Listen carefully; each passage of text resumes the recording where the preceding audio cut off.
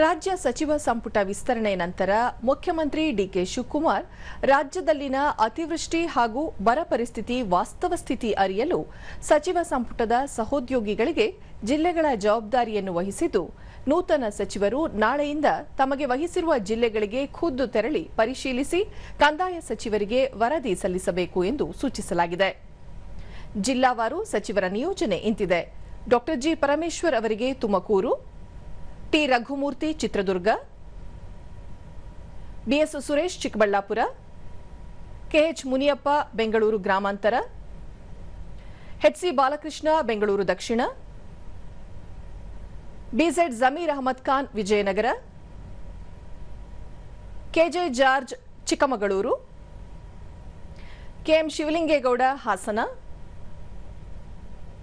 ಮಧು Bangarappa Shivamogga, MB Patil Vijayapura, Vijayananda Kashappanavar Bagalkot, Basavaraj Rayareddy Gadag ಜವಾಬ್ದಾರಿ ನೀಡಲಾಗಿದೆ. SS Mallikarjun Davanagere,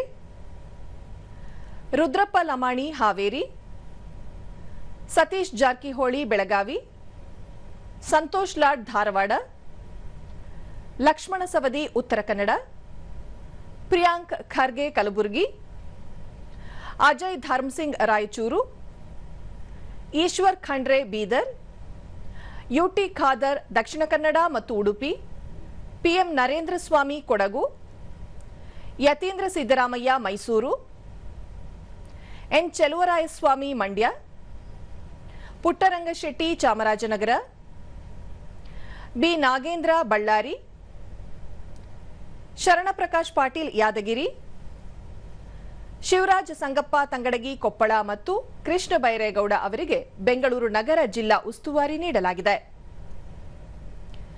ನಂತರ ಸುದ್ದಿಗಾರರೊಂದಿಗೆ ಮುಖ್ಯಮಂತ್ರಿ ಡಿಕೆ ಶಿವಕುಮಾರ್ ನಾಳೆಯಿಂದ ಎಲ್ಲಾ ಸಚಿವರು ಅವರಿಗೆ ಸೂಚಿಸಿರುವ ಜಿಲ್ಲೆಗಳಿಗೆ ಭೇಟಿ ನೀಡಿ ಖುದ್ದಾಗಿ ಪರಿಸ್ಥಿತಿಯನ್ನು ಅವಲೋಕಿಸಿ ವರದಿಗಳನ್ನು ನೀಡಲಿದ್ದಾರೆ ಎಂದು ಹೇಳಿದರು.